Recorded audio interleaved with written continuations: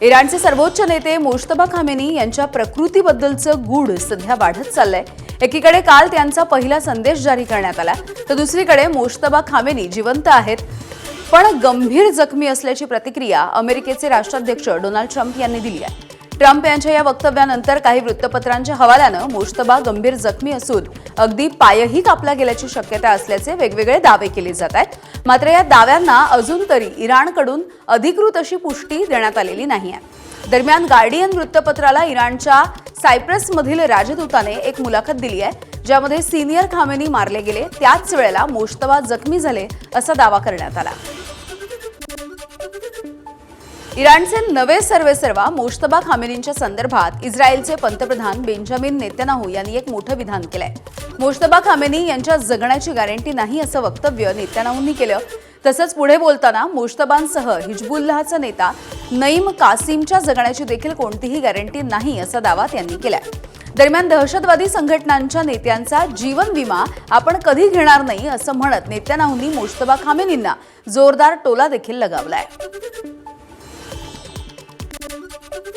Iran हा देश लवकरच शरणागती पत्करणार असल्याचा दावा अमेरिकेचे राष्ट्राध्यक्ष डोनाल्ड ट्रम्प यांनी केलाय।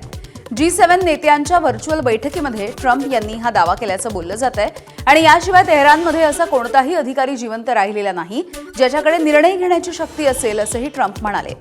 इराणच्या विरोधामध्ये अमेरिकेचं ऑपरेशन एपिक फ्युरी तर इस्रायलचं ऑपरेशन रोअरिंग लायन हे सुरू आहे। रशियाकडून तेल खरेदीच्या संदर्भात अमेरिकेनं महत्त्वाचा निर्णय घेतलाय। रशियन तेल खरेदीवरती घातलेली मर्यादा आता इतर देशांसाठी शिथिल करण्यात आली। त्यामुळे भारतासह अनेक देशांना 11 एप्रिलपर्यंत रशियाकडून तेल खरेदी करण्याची मुभा मिळाली आहे। त्यामुळे भारतावरती घालण्यात आलेली 30 दिवसांची मुदत देखील आपोआपच वाढली आहे। जागतिक बाजारामध्ये तेलाच्या किमती नियंत्रणात ठेवण्यासाठी अमेरिकेनं हा निर्णय घेतल्याचं बोललं जातं। यापूर्वी रशिया युक्रेन विरुद्धचं युद्ध थांबवत नसल्यामुळे अमेरिकेनं रशियन तेल खरेदीवरती निर्बंध घातले होते। राष्ट्रीय स्वयंसेवक संघाच्या अखिल भारतीय प्रतिनिधी सभेमध्ये आंतरराष्ट्रीय परिस्थिती आणि भारताच्या भूमिकेविषयी महत्त्वाची भूमिका मांडण्यात आली आहे। भारतानं सर्व देशांच्या प्रमुखांशी संवाद ठेवावा अशी अपेक्षा संघानं व्यक्त केली। मात्र भारतानं नेमकं काय करावं याचा निर्णय हा पूर्णपणे केंद्र सरकारचा असेल असंही संघानं स्पष्ट केलंय।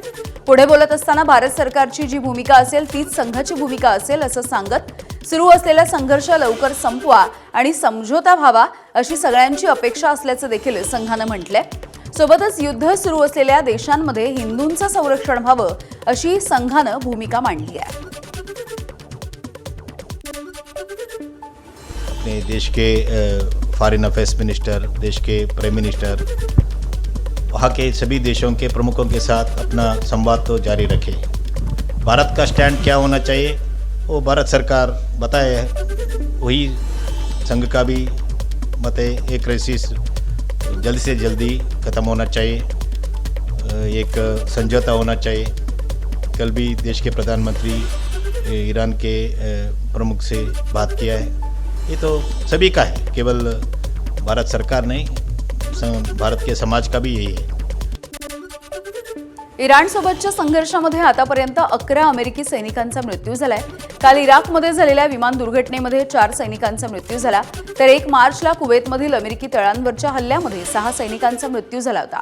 अमेरिकेच्या हल्ल्यांना इराण जोरदार प्रत्युत्तर देत असल्याचं दिसून येत आहे।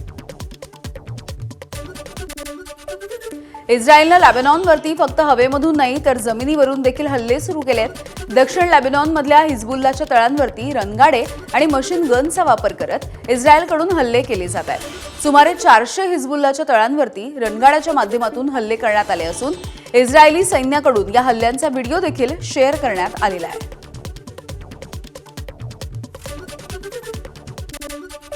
गेल्या 2 दिवसांमध्ये इराणच्या 200 पेक्षा जास्त ठिकाणांवरती इस्रायलनं हल्ले केले। इस्रायलच्या IDFनं निवेदन प्रसिद्ध करून या सगळ्याची अधिकृत अशी माहिती दिली। या हल्ल्यांमध्ये इराणचा एक अणु प्रकल्प देखील उद्ध्वस्त झाल्याचा इस्रायलनं दावा केलाय।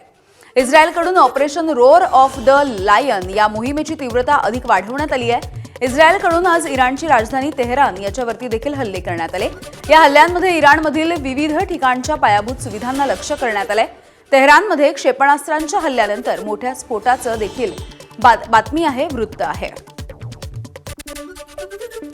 अमेरिका, इस्रायल आणि इराण या युद्धाचा आजचा 14वा दिवस आहे. मात्र हे युद्ध थांबत नाहीये. अशामध्येच अमेरिका आणि इस्रायलनं संयुक्त कारवाई करत इराणची राजधानी तेहरानमध्ये अनेक इमारतींवरती हल्ले केले. या हल्ल्यामध्ये अनेक इमारती उद्ध्वस्त झाल्यात. इराणी लोक मदत आणि बचावासाठी धावाधाव करत असल्याचं दिसून येत आहे. अमेरिका आणि इस्रायलच्या संयुक्त हल्ल्याला आता इराणनं देखील जोरदार प्रत्युत्तर दिलं. इराणनं इस्रायल आणि अमेरिकेच्या तळांना लक्ष्य केलंय. क्षेपणास्त्र आणि ड्रोनचा वापर करत हल्ला देखील चढवलाय. काल अमेरिका आणि इस्रायलनं इराणची राजधानी तेहरानवरती हल्ला केला होता. यामध्ये अनेक इमारती देखील उद्ध्वस्त झाल्या. यानंतर इराणनं हा हल्ला केल्याची माहिती मिळतेय. आता या हल्ल्याला अमेरिका आणि इस्रायल नेमकं कसं प्रत्युत्तर देणार हे बघणं महत्त्वाचं आहे. इराणकडून जेरुसलेमवरती क्षेपणास्त्रांच्या माध्यमातून हल्ले सुरू आहेत. रमजानचा महिना सुरू असताना देखील हल्ल्यांचा वेग मात्र कायम आहे. वेस्टर्न वॉल आणि अल अक्सा मशीद परिसर तसंच चर्च ऑफ होली सेप्युल्चर या भागामध्ये देखील इराणकडून मोठ्या प्रमाणावरती हल्ले केले जात आहेत. आखातामधल्या देशामधल्या युद्धाचा संपूर्ण जगाला फटका बसतोय.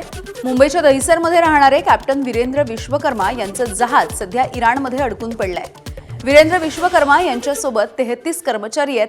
36 लाख LPG सिलेंडर भरले जातील एवढा गॅस सध्या त्या जहाजावरती उपलब्ध आहे. दरम्यान या जहाजाच्या बाजूला क्षेपणास्त्रांनी हल्ले होत आहेत. कॅप्टन वीरेंद्र विश्वकर्मा यांनी पत्नीसोबत व्हिडिओ कॉलवरती बोलत असताना ही भीती व्यक्त केल्याचं त्यांच्या पत्नीनं ABP माझाशी बोलताना सांगितलंय.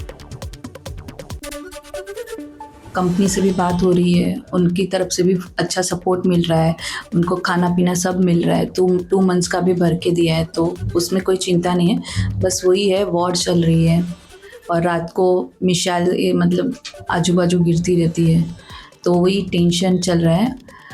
और कंपनी से शायद बात हुआ है, तो कंपनी ने भी शायद बोला है कि शायद इंडियन नेवल वेसल्स आएगी तो उनको एस्कॉर्ट करके लेके जाएगी, लेकिन अभी तक कुछ कंफर्मेशन आई नहीं है. गॅसच्या तुटवड्याच्या विरोधामध्ये काँग्रेसच्या नेत्यांनी विधान भवनाच्या परिसरामध्ये जोरदार घोषणाबाजी केली. काँग्रेसचे ज्येष्ठ नेते नाना पटोले आणि विजय वडेट्टीवार यांनी ही घोषणाबाजी केली आहे. गॅस सिलेंडरची प्रतिकृती हातामध्ये घेऊन ही घोषणाबाजी करण्यात आली. यावेळेला भाजपच्या आमदार चित्रा वाघ यांची विधान भवनाच्या परिसरामध्ये एंट्री झाली. पुरेसे गॅस सिलेंडर उपलब्ध असल्याचं चित्रा वाघ यांनी यावेळेला म्हटलंय. दरम्यान गॅस सिलेंडरच्या तुटवड्यावरून चित्रा वाघ आणि विजय वडेट्टीवार यांच्यामध्ये कशी जुंपली आहे आपण बघूया. बघा, असंही कुठल्याही गृहिणीला जाऊन तुम्ही विचारा, आज जर गॅस बुक केला तर तो 25 दिवसांनी मिळतो, त्यामुळे तो मिळणारच आहे. परंतु झालंय काय की या विरोधकांनी अफवा पसरवल्यामुळे की आता मिळणारच नाहीये, आता गॅसच मिळणार नाहीये असं म्हणून लोक पॅनिक झालेत आणि गॅस एजन्सीच्या समोर उभे राहिलेत. आणि म्हणून मी आता तेच म्हटलं की वडेट्टीवार आणि नाना पटोलेंनीही आता गॅस बुक केला तर 25 दिवसात त्यांच्या घरी येणार आहे. चित्राताई वाघना ते सिलेंडर कुठे मिळते याचा पत्ता बरोबर आहे, त्यांना तो पत्ता माहीत आहे, पण आम्हाला माहीत नाही. त्यांच्याकडून आम्ही ॲड्रेस घेऊ आणि सिलेंडर विकत घेऊ, ह्यासाठी त्यांच्या सहकार्याची गरज आहे. त्यांच्याकडून ॲड्रेस घेण्याची आम्हाला आवश्यकता आहे. पाहिजे तेवढेच सिलेंडर गॅसवर सगळं शिजवण्यासाठी चित्राताईच्या सल्ल्याशिवाय आता मिळणार नाही, हे त्यांचा बोलण्याचा अर्थ होता. सिलेंडरच्या दरवाढीच्या विरोधामध्ये काँग्रेसनं अनेक ठिकाणी आंदोलन केलं. त्यामुळे आता सरकारनं सिलेंडरची दरवाढ ही तातडीनं मागे घ्यावी अशी मागणी हर्षवर्धन सपकाळ यांनी केली आहे. गायब झालेल्या पंतप्रधान मोदींनी समोर यावं अशी टीका देखील त्यांनी केली आहे. सरकार जे आहे हे उद्योगपतींकरता आणि पुंजपतींकरता जे या भाववाढ केलेली आहे याचा मोठा फटका नागरिकांना बसलेला आहे. तात्काळ जी भाववाढ आहे ती त्यांनी वापस घ्यावी आणि देशाचे पंतप्रधान जे आज गायब झालेले आहेत, हे सिलेंडर जसं गायब आहे तशाच पद्धतीनं नरेंद्र हेही गायब आहेत. नरेंद्र सिलेंडर आहेत आणि सिलेंडर गायब आहे ही जे चित्र निर्माण त्यातून भारत सरकारने जी वस्तुस्थिती आहे ती स्वीकारावी आणि राष्ट्र म्हणून या आपत्तीतून पुढे जाण्याच्या अनुषंगाने प्रयत्न करावे. ते ट्रम्पच्या दबावात जे काम करतात आहे त्याचा देखील धिक्कार आणि निषेध या निमित्ताने आम्ही करतो आहोत. देशामधल्या गॅस तुटवड्याच्या विरोधामध्ये पनवेलमध्ये मनसे आक्रमक झालेली दिसली. या विरोधामध्ये मनसेनं अनोखं आंदोलन केलंय. पनवेल मनपा मुख्यालयाच्या समोर नाल्यामधून गॅस काढण्याचा प्रयत्न करत मनसेनं हे निषेध आंदोलन केलं. पंतप्रधान नरेंद्र मोदी यांनी सांगितल्याप्रमाणे नाल्यामधून गॅस काढण्याचा प्रयत्न यावेळेला मनसेच्या कार्यकर्त्यांनी केला आणि याला नमो गॅस असं नावही देण्यात आलंय. काही वर्षापूर्वी देशाचे पंतप्रधान माननीय नरेंद्र मोदी यांनी देशातल्या तरुणांना विज्ञानाची आवड निर्माण व्हावी म्हणून एक वैज्ञानिक प्रयोग सांगितला होता की कोणत्याही नाल्यामध्ये तुम्ही भांडं उपडं करा, त्याला भोग पाडा आणि त्याच्यातून पाईप काढून तो सरळ शेगडीला जोडला तर तुम्हाला गॅस मिळतो नाल्यातला. तर आम्ही म्हटलं हा प्रयोग जर सक्सेसफुल झाला, मोदीजींनी करून बघितलेला आहे, त्यामुळे हा सक्सेसफुल झाला तर सगळ्यांनाच घरच्या घरी गॅस मिळेल. तर त्याच्यामुळे आम्ही आज एक भांडं आणलं, त्याला होल पाडला, त्याच्यातून पाईप काढला आणि तो या शेगडीला जोडला. दुर्दैवाने मोदीजी इतकी वर्ष जे खोटं बोलत आहेत हे सुद्धा त्यांचं म्हणणं खोटं निघालं. आखाती देशांमध्ये युद्ध सुरू असल्यामुळे निर्माण झालेल्या परिस्थितीमुळे घरगुती आणि व्यावसायिक सिलेंडर मिळत नाहीयेत. म्हणून माजी आमदार वैभव नाईक यांनी कुडाळच्या तहसीलदार कार्यालयामध्ये सिलेंडर घेऊन आंदोलन केलंय. यावेळेला त्यांनी देशामध्ये नरेंद्र, राज्यामध्ये देवेंद्र भेटत नाही सिलेंडर अशा घोषणा देत तहसीलदार कार्यालयामध्ये सिलेंडर पुरवठा सुरळीत करण्याची मागणी केली आहे. प्रशासनाने फक्त सिलेंडर नाही देणार हे सांगून थांबणार नाही, तर हॉटेल व्यवस्थापकांना पर्याय व्यवस्था केली पाहिजे, त्यांना रॉकेल दिलं पाहिजे किंवा त्यांना कोटा दिला पाहिजे, अशा काहीतरी व्यवस्था केल्या पाहिजेत. नुसते हॉटेल बंद करून ही चालणार नाहीत. ही हॉटेल ही खरं तर लोकांची गरज आहे आणि अत्यावश्यक गरज आहे आणि त्या विरोधात आम्ही आता जिल्हा पुरवठाधिकाऱ्यांशी बोललोय, जिल्हाधिकारी मॅडमांशी बोललोय आणि त्यांनी त्या संदर्भात सगळ्यांची बैठक घेऊन लोकांना 400-500 लोकांचे लाईन आहेत, त्या लोकांची लाईन कमी करण्याचं आणि त्यांनी या संदर्भात आढावा घेण्याचं सांगितलेलं आहे. जर ही व्यवस्था सोमवारपर्यंत व्यवस्थित नाही झाली तर मंगळवारी आम्ही सगळे वेगवेगळ्या ठिकाणी जिल्हाधिकारी कार्यालयावर आम्ही या ठिकाणी आंदोलन करणार आहोत. चीन आणि पाकिस्तानच्या सीमांवरती देशाच्या हवाई संरक्षणाला अधिक बळकटी देण्यासाठी अत्याधुनिक प्रचंड हेलिकॉप्टर लवकरच भारतीय सेनेच्या ताफ्यामध्ये येणार आहे. गेल्या वर्षी झालेल्या हिंदुस्तान एरोनॉटिकल लिमिटेड सोबत झालेल्या करारानुसार 90 लाईट कॉम्बॅक्ट प्रचंड हेलिकॉप्टर लवकरच भारतीय सैन्यामध्ये सहभागी होतील. प्रचंड हे जगामधील एकमेव असं अटॅक हेलिकॉप्टर आहे जे 5000 मीटरपेक्षा जास्त उंचीवरती लँडिंग आणि टेक ऑफ करू शकतं. सियाचीन सारख्या अतिउंच युद्धभूमीवरती देखील या हेलिकॉप्टर गेम चेंजर ठरणार आहे. याचा कमाल वेग हा 268 किलोमीटर प्रति तास आहे. 550 किलोमीटरचा पल्ला गाठण्याची त्याची क्षमता आहे. यामध्ये 20 मिलीमीटरची गन, 70 मिमीचा रॉकेट आणि हवेमधून हवेत तसंच हवेमधून जमिनीवरती मारा करणारी क्षेपणास्त्र देखील तैनात करण्यात आली आहेत. प्रचंडचा वापर केवळ सीमेवरच्या गस्तीसाठीच नाही तर शत्रूची हवाई संरक्षणाची यंत्रणा देखील उद्ध्वस्त करणं, दहशतवाद विरोधी मोहिमा आणि टँक विरोधी युद्धामध्ये देखील केला जाणार आहे.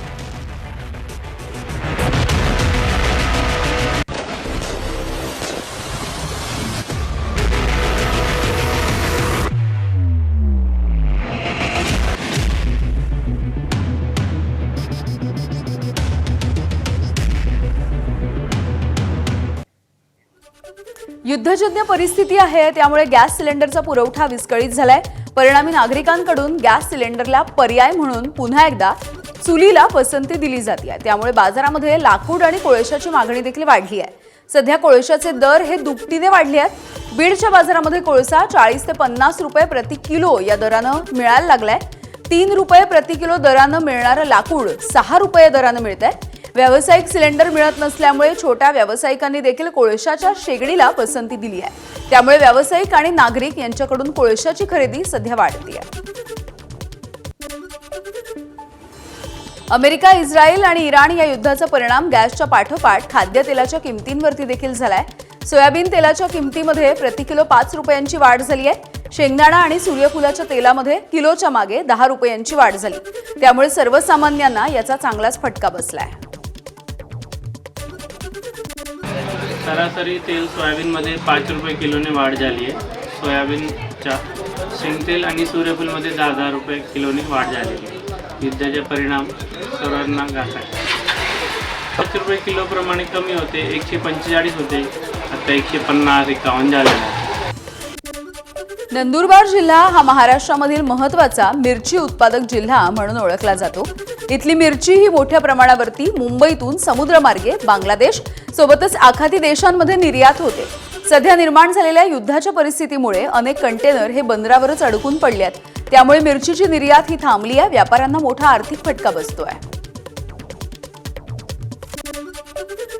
आखाती देशांमधून सुका मेव्याची आयात देखील थांबली आहे. त्यामुळे भारतामध्ये सुका मेव्याच्या दरांमध्ये मोठी वाढ होती आहे. इराणी पिस्ता आणि सौदीच्या खजुराच्या किमतींमध्ये देखील वाढ होती आहे. आखाती युद्धाचा परिणाम पेट्रोलियमच्या पदार्थांच्या आयातीवरती देखील झालाय आणि यामुळे पेट्रोलियम पदार्थांवरती आधारित फटाका उद्योगावरती याचा थेट परिणाम होतोय.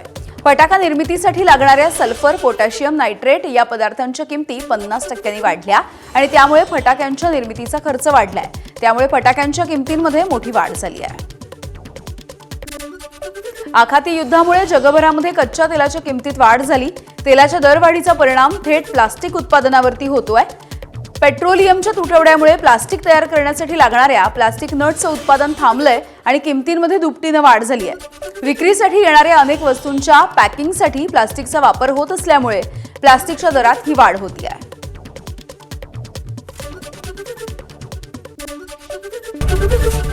एबीपी माझा, उघडा डोळे बघा नीट.